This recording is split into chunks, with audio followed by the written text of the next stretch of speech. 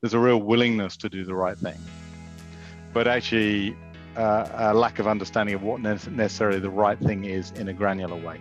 I think in the past, they got into a space of we're too small to do this, we don't have the resources, and now I think it's quite rare to get pushback now. Now it's very much on the what should we do first.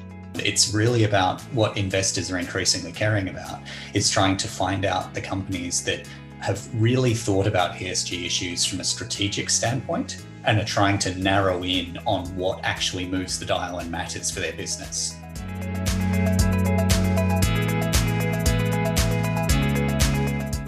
Hello, everyone, and welcome back to another one-to-one Mining Investment APAC online session. Today, we're speaking on ESG, and we have some mining investment experts and ESG experts in the field to talk us through some of these topics today. So I'd like to welcome Ian Maxwell, operating partner at Pacific Road Capital.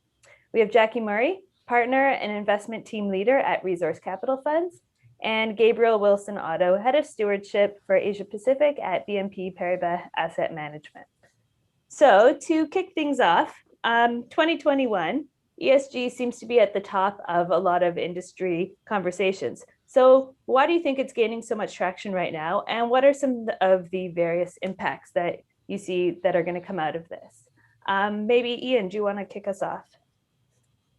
Yeah, sure. Look, it's I think there's two things I'd start with. One, it's there's a definitely an increasing trend in society of interest in ESG matters generally. We see that in the younger generation.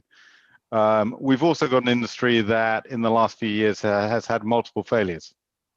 We've had tailings failures at Brumadinho and Fundão, very high profile. We've had corruption failures in Africa, a number of ESG failures. And then I think the whole energy transition piece and investment in metals of the future brings with that a set of investors who are particularly ESG focused.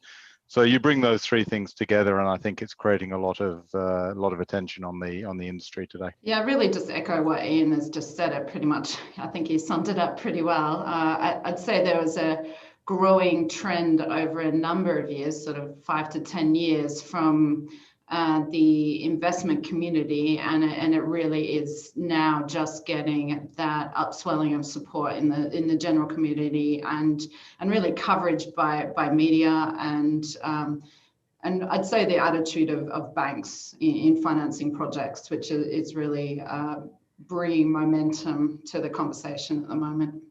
Gabriel, do you have any thoughts on that?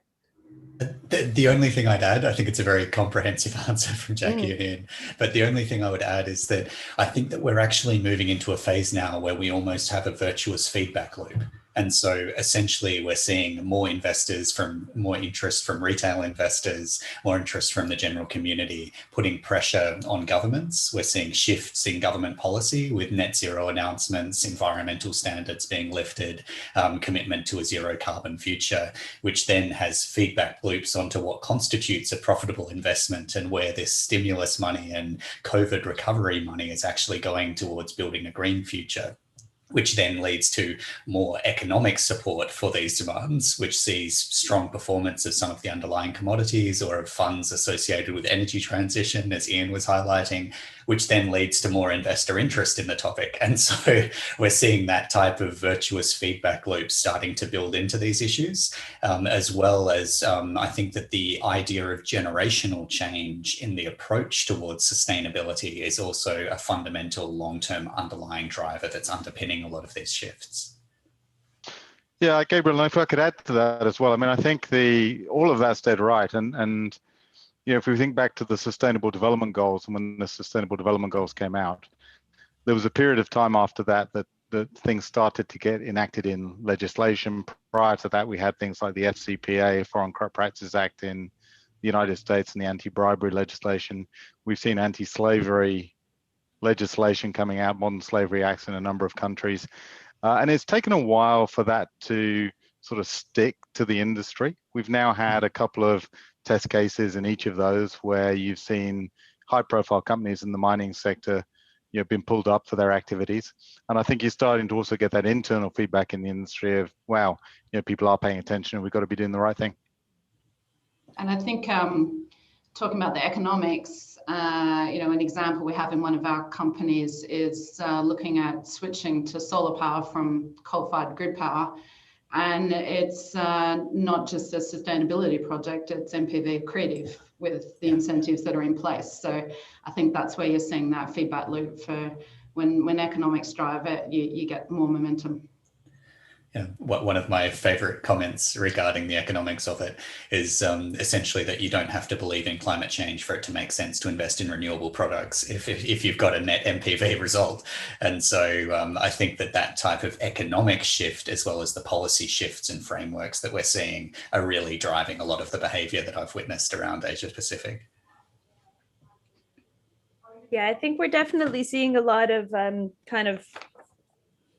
factors influencing, I suppose, what kind of companies do get funding and if they're kind of ticking some of these boxes related to ESG. And so on that theme, how does it impact investor decision making, and what are some of the criteria that you guys are using when looking at making an investment or looking at an ESG kind of focused company?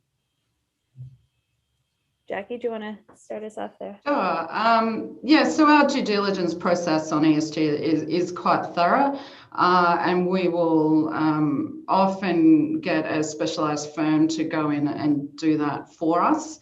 I'd say some of the unsurprising items on that list is just standard compliance to permitting, environmental plans, how they're compliant against local regulations, laws, and that's the real of past license to operate type checks. What the layer on top of that really is a gap analysis against equator principles, IFC standards, World Bank, industry, general standards for particular commodity industries. And what we're looking there for is not full compliance. It's actually quite rare that companies are fully compliant against all those standards, particularly given that the standards are continually updated. But we're looking for the potential for them to improve and attitude to adherence to those standards, and looking for through the journey of our ownership, how we can assist this company to come out at the end with a greater compliance against those measures. So it's really about a lot about their governance and their attitude to ESG through the DD process. And Ian, what are you seeing on that end? Yeah, look, it's very similar to Jacqui, which wouldn't be surprising given we're a similar style of investor. I mean, we have a very comprehensive DD process. The process is mostly in-house. We have a set of policies and standards internally that we apply, which we call our responsible ownership initiative. And really what we've done internally is say, okay, as a specialist investor in ostensibly mid-tier mining companies, what are the material ESG risks, if you like, a menu of those that we're likely to face in our investments. We look at each investment, and obviously some of them play to some of those more than others. We'll make an assessment of the company at that stage. But I think the biggest issue is really interviewing the senior leadership, because ultimately the ESG push starts from senior leadership, and it's a cultural push from the top. And ultimately our decision to invest or not in a company will be ostensibly down to, are there any showstoppers, yes or no? If there are no showstoppers, do we have a leadership team that we can work with? Ultimately, is that leadership team prepared to put a stake in the ground with a high quality disclosure report and say, this is where we ESG standalone disclosure report, this is where we stand right now? And is that a company that is prepared to work with us to ultimately improve that ESG performance against the material risks over time? And if the answer to that is yes, then we'll take on the investment. And I think, I've sat on a number of panels around things like the tailings standard, for example, with representatives from the Church of England and the Swedish Council of Ethics and others. And it's quite clear that we can't turn around to this industry and say, you're not compliant on day one, so we're not going to invest. right? We wouldn't invest in, as Jacqui said, there wouldn't be a single company, I suspect, that's compliant on everything. And even if they are today, they won't be tomorrow. So it's a continual journey of improvement. What we see our role as is coming into the investments that ultimately one wants to make and improving the ESG performance of those investments during during our tenure as an investor. Gabriel, do you have anything to add in there? Nodding away. So I think that I'll provide my answer, which is more of a summary of what Jacqui and Ian have said, which appears to be my role on this panel, which is brilliant. From our perspective at BNP Paribas Asset Management, the way we approach ESG integration, or the way it impacts and influences investment decisions, there's really 4 pillars to how we think about it. The first is ESG integration, which is a lot of the fundamental analysis and assessment that Ian and Jacqui highlighting around due diligence, around best practices, quantitative metrics, assessment versus peers, assessment of governance, and the type of culture within a firm, not just what they do on paper, but the way that those policies and frameworks get enacted in everyday life. That gap can actually be quite large in some instances. So getting a handle for the culture of the firm and approach to these issues is really critical. That's tied to the second pillar, which is stewardship. And similar to Jacqui and Ian, we believe that driving positive change in investee companies and trying to influence change and be part of that process can be a really important role for an investor. This is not just from a do good perspective, but it's also from a do well perspective, in that if companies do have risks that might not be being addressed, the idea of stronger engagement with those underlying challenges can lead to a more robust and potentially higher rated entity. And so we believe that there's definitely a win-win for both investee companies and investors when we're talking about stewardship and proactive engagement with companies. We also have a set of minimum standards that we call our responsible business conduct standards. And this is some of those red flags and strikes that Ian was talking about. For us, they can be sector-based, they can be policy or activity-based, where we think that the risks associated with the performance of the company in that space might be too challenging for us to get exposure to, or where we couldn't have constructive dialogue, in that the recommendation might be for the company to stop their operations or to pivot to another industry, which is not typically a constructive conversation. And then the final element is more of a thematic alignment. And so if we think about ESG integration or ESG impacting investments as being tied to risks and opportunities, I've spoken a lot about the risks, a little bit about the opportunities, but the thematic alignment is really looking at what are the tailwinds that are facing some of these industries. Does the entire section or segment of the economy have a huge benefit, which is going to be structural and multi-year, that we can potentially get exposure to? And we define the areas that we focus on and try and drive change in thematically as being the energy transition, environmental sustainability, and equality and inclusive growth. And these are areas that we believe are not only facing great tailwinds, but also fundamental building blocks for a more sustainable and resilient both economic and environmental ecosystem. Yeah, and Gabriel, I think it's powerful that you say that, because many of the companies that fit into some of those categories are actually quite small companies today, but are in industries that will grow very substantially. I mean, we've all seen the numbers in energy transition, for example, of certain commodities and how many times those markets have to grow in order to, feed even just VW, let alone anybody else. And so those companies naturally won't necessarily have the capabilities or capacity that the bigger companies have, specialists in their areas, etc. So I do think it's pretty important for us, an investment community where we have exposure across the board, that we can impart that knowledge into the companies. And I think that relationship through leadership and the culture of leadership is really important for making that change. And I think picking up on that, Ian, we, and I'm sure you do as well, we would often pitch as that a key part of our value add to the investment is that assistance we provide these junior companies with the knowledge in this space to help them improve in these areas and meet the standards they need to. That's a good tip. We hadn't thought of that. Maybe we'll. No, joking. No, of course we do. We our experience of the companies we've engaged with has been pretty good, actually, as I expect yours has. I think one of the things that we find in mid-tier mining companies is there's a real willingness to do the right thing, but actually a lack of understanding of what necessarily the right thing is in a granular way. So when you talk about business and human rights and, or human rights areas or indigenous rights areas, or I think there's a willingness to do the right thing. But when you turn around and say, okay, how have you applied the United Nations guiding principles on business and human rights in your business? It's like, well, sorry, what was that again?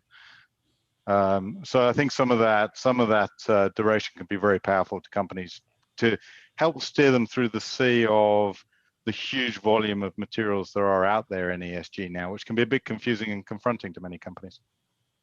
Yeah, and the biggest package of work is often doing that gap analysis and just prioritizing what they're going to do first. That's for these junior companies Correct. with limited resources. I think in the past, they got into a space of we're too small to do this. We don't have the resources. Yep. And now I think it's quite rare to get pushback now. Now it's very much on the what should we do first, which is... Yeah, and that materiality is well advised in things like the GRI, Global Reporting Initiative reporting, is to do that materiality work. And it's very important. I mean, if you're a company operating in Africa, corruption may be a massive component of what you've got to deal with, and taking on not just the elements of FCPA, but also the extractive industries transparency initiative and some of their tools and frameworks may be very important. If you're operating in the Northern Territories, that's unlikely to be important to you. Building on that, I guess with COVID-19 and all of the kind of the halts on travel that we've seen this year, how do you kind of do that due diligence, looking at different jurisdictions that you're looking to invest in, or different types of companies, when you can actually get there and see the site itself, or meet people face to face? How have you found that situation, and kind of how are you addressing it and getting over it? Jacqui, do you want to begin? Sure.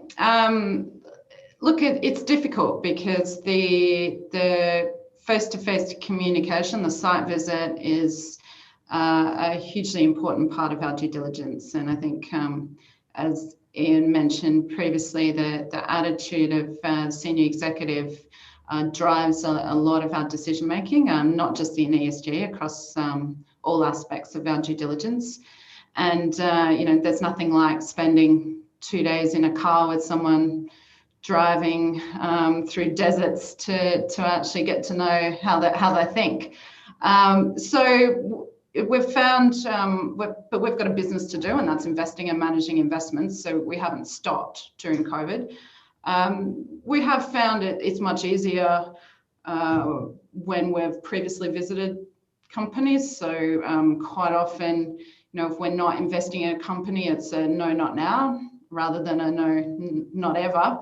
And so that has been helpful, where we've visited them previously in areas where we've had a global network, or we've had tried and trusted consulting companies, and you do rely on things like Zoom meetings quite a bit more. But I would say there has been a weight towards companies where our interactions have been over an extended period of time. And so the reliance on just that 2 days as the pinnacle of the DD has been less. And I think that would translate to companies that, if they hadn't engaged in a lot of interactions with particular financiers ahead of COVID, they probably had found the journey a fair bit harder. Does anyone else have thoughts on, or anything to add on that? For me, I again just completely agree in terms of where there's an existing relationship. It's been a lot easier to maintain that relationship. We have had some successful new engagements with issuers that we've been launching, and some successful relationships that have been built over the past 12 months, but it is much harder. And I think that the initial response from a lot of issuers that we found was, let's just wait this out and see how long this is going to last for. And then in the second half of last year, it was a shift to more of a recognition that the new normal might involve a lot more Zoom calls and meetings and conference calls, as opposed to in-person catch-ups and asset tours and asset site visits that you might have seen in the past. But I think that it has constrained the ability to build relationships, but not prohibited the ability to build relationships and to understand and do due diligence. From our perspective, it's been a challenge, but I've actually been pleasantly surprised how the extent to which roadshows have been conducted virtually and the access that has been granted to some of the issuers that we've been looking at. Yeah, and I'd like to echo Gabriel's comments and Jacqui's comments. I mean, I think I'm breaking it down into two parts. We have our existing investments where there's a strong relationship and has been over multiple years. We've got the new investments that we look at. On the existing investments, for many years now, we've been pushing high quality standalone ESG disclosure reporting against the things that are material in our standards. And so where we've had a benchmark for a year or 2 years, there is a way of looking at that data and having a constructive conversation with the company about what's working, what's not working, where else more attention is needed, etc. And that's been that you can do over Zoom, you can do over Teams. There's the existing relationship. To echo Jackie's point around site visits on the new investments, I mean, for us, the site visits are all important. And it's not just it's the leadership, it's the culture, it's looking at how all that good stuff that fits in a glossy magazine actually hits the road when you get down there. But it's also talking to the community next door. You know, how is this company? How do they treat you? Talking to government officials, you know, other people in the mix that may have a different opinion, and the lack of ability to do that right now is constraining, and it's hard, and you can only do a limited amount of that through Zoom. Absolutely. And so, I mean, you bring up talking to the communities next door. There were a few kind of high profile ESG related issues over the past year. So how do you think, you know, what do you think the general image of the industry is right now? And where do you think investors and miners and other industry players can kind of step in to help change society's perceptions and, you know, help to move the industry forward? You know, it's a great question. This industry has a habit of stumbling almost blindly into the obvious. You know, we had the Foreign Corrupt Practices Act came out. We had a number of companies, you know, large, high-profile companies operating in jurisdictions like West Africa, heavily exposed in the work they were doing with partners from also from challenging parts of the world. And lo and behold, we stumbled into a whole series of corruption issues that were fairly well documented. No sooner had that finished, we know tailings and heap leach facilities have been an issue and a substantial issue to manage. And we have the Brumadinho, we had the Fundão failure at Samarco and then the Brumadinho failure at Vale. And no sooner had that been overcome, and we suddenly have a number of high-profile indigenous issues. And yet all of these things, when you think about the material risk frameworks for the companies that are operating in these spaces, and we think about the sustainable development goals, and we think about all the things there that you'd want to have: disclosure, corruption, human rights, indigenous rights, tailings, and, you know, waste rock management, all of these things are kind of laid out. I do find it astounding that we had the year that we had last year, and I think investors have in certain companies have real reason to be disappointed, and I think they were. Look, the flip side of that is when the industry turns its attention to things, it generally does it very well. And I think we can look to the successes in health and safety, for example, and look at where the industry was 20 years ago in health and safety, and look at where it is now, with statistics that, to be honest, would be outstanding if other industries could get there. And I think about construction and certain manufacturing. You know, if they could get some of the health and safety statistics we now have in mining, they'd be very proud of it. So I think we can hang our hat and say, look, we've done this very, very well in health and safety because we put our mind to it and we made it a core focus and a core leadership focus. Now these other things we have a core leadership focus on them. Maybe we'll also get the improved performance there. But just, you know, 2020 was a disappointing year when you think about what happened, as were some of those previous years for the reasons we just described. Okay, so I guess just not to go too long here, to close things off, what sort of advice or kind of what would you say to juniors and I suppose mid-tiers mining companies looking to kind of enhance their ESG? What are some of the key things that companies should be focusing on, especially the juniors, people with limited resources these days? Whoever wants to start us off. I can jump in with a few comments first, if that's all right. So from my perspective, I think that, and this is building on, I think, one of Ian's comments, materiality is the key here.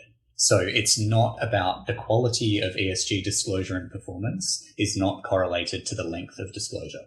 So you don't need a 500-page phone book to convince someone that you're taking things seriously and that you're doing the right thing. It's really about what investors are increasingly caring about, is trying to find out the companies that have really thought about ESG issues from a strategic standpoint and are trying to narrow in on what actually moves the dial and matters for their business. And there's fantastic frameworks out there. There's a SASB materiality matrix. There's GRI standards, as Ian was highlighting. There's a lot of tools that are available to help guide investors, to guide issuers. The challenge here is that there are also hundreds of data providers that are throwing surveys and questionnaires and different material at issuers and trying to convince them that theirs is the most important that has to be answered. If a junior was looking at actually responding to all of these, you'd have to double or triple the size of your PR, communication, marketing teams in order to actually respond and have the staff on hand. And from our perspective, we totally recognize that that isn't a good use of resources. What we like to see from companies, and especially smaller companies, is top-level management engagement with the issues. So the recognition that this is actually something that needs to be dealt with and that type of direction from the top, and the presence of a real genuine debate internally around trying to figure out which of these issues matter for us, how can we move the dial? And again, building on the prior panelists' comments, a lot of the topics that ended up causing huge value destruction or having a huge reputational impact or image for some of the issuers, none of these issues are new. They're not, it's not like something that has suddenly come out of left field that is a brand new concern or a brand new issue. So spending the time to dig into these issues and to figure out how exposed the company is, what they can do to mitigate it, and also with the view that this isn't a checkbox exercise. It's context dependent. It's location dependent. In a lot of instances, it's the specific processes that you're using, the geology, the environment that you're actually working in, as well as the broader political environment that you're working in that can highlight where some of these risks or opportunities might be present. And so having that type of strategic approach to materiality and narrow focus would be one of my strongest recommendations. Jacqui, what are your thoughts?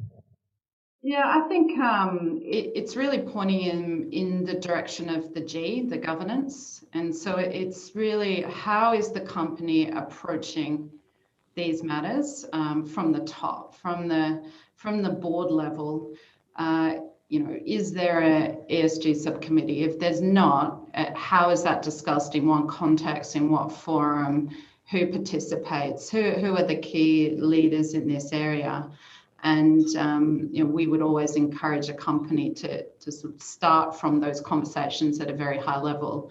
And then that flows into what the other two panelists have talked about in terms of materiality, looking at those high business risks at that high level at the board, really focuses those discussions. And from there, it is really encouraging companies to really get their heads around a journey of improved compliance. And as Gabriel said, it's not about ticking boxes. It's actually about making real improvements. And to the extent that they just don't know, ask. So for every conversation with a potential financier, they should be querying them about how they approach ESG, what they look for, what their expectations are. And I think what you'll find, and you've seen today, is actually that there's a lot of similarity, and the more companies hear this from more financiers, the more they'll really drill down into what's critical for them to achieve. There's a lot of companies that sort of issue scores. A lot of those are based on automated picking up from websites and media of how often they use the right words. And that is, might be great if the company gets a good score for some proxies and some forums. It won't change our investment. So, we're really looking for what they're really doing in their attitudes and real action. So I think for companies that don't know, they just need to talk more to the people that are potentially going to be funding them. Yeah, and I'd like to echo, Jacqui, I'd like to echo your comments, and I'd like to echo yours as well, Gabriel, because I think they're both right. There are a large number of people there that will throw surveys and other things, and it makes it feel like a sea of complexity. But actually, when you think about the list of things you've actually got to get right in this industry, it is not a particularly long list. And if you get familiar with who are the appropriate government, non-government, industry bodies that provide the key standards in those areas, and you become familiar with those key standards and build them into your operating model, and then you do the material risk work, because some of those things probably aren't going to be particularly important for you, whereas others may be especially important, you'll actually end up with a relatively moderate list of what you've got to get right from a materiality perspective. Then for us, it's about implementing that through your operating model, living it day in, day out, the culture of the organization being around that, and then measuring and disclosing, because unless you're measuring something, you don't know how you're going. And don't be afraid to put that out there in a standalone ESG report. Investors are asking for it, NGOs are asking for it. It's not because they want to bring every company through the ringer, as it were, but it's a case of saying, okay, we need to know where companies stand, and we want to see that journey of improvement, recognizing no one's going to be perfect on day one. So I think my counsel to companies would be, cut through the sea of what might seem a huge challenge, take up on some of the advice that Jacqui and Gabriel have given, talk to investors like ourselves, we can help. Go to the leading organizations. Gabriel mentioned the GRI and SASB as standards, and I think it was Gabriel, and I would concur with that. There's bodies around indigenous rights, there's bodies around human rights. There's a limited number of things that you really need to get familiar with, and then get that first disclosure report out there, and then use that as a basis for continual improvement and a dialogue with, a dialogue around continual improvement. And I think you will get a huge set of runs on your board compared to perhaps where you are at the moment or what other companies are doing. There is one other thing I'd like to say, if I've got time, Amy, yep. Which is that something else is happening which makes it important for mining companies to get on top of this. It's been a lot of external pressure, you should do the right thing, you should do this. But we are moving into a world of blockchain, and we're moving into a world where commodities which have been standard commodities are going to get decommoditized. I'm going to be able to, in a few years' time, look at where this nickel comes from, not only know it comes from this mine, but know the ESG performance around it, and know what the attributes of that performance are, in a way that it may be the case that not only do certain nickel mines produce, or any commodity, gain a premium or a discount for their product, but into certain markets they might not actually be able to sell that material. Off-takers simply won't take it if they don't meet certain hurdles. And so I think that decommoditization of business is going to make it a real imperative for mining companies to start getting this stuff in place. And there's no better time than the present to start that journey. Absolutely. Well, that seems like a great way to close off this discussion. ESG is certainly coming kind of front and center to all of the discussions in the mining industry today.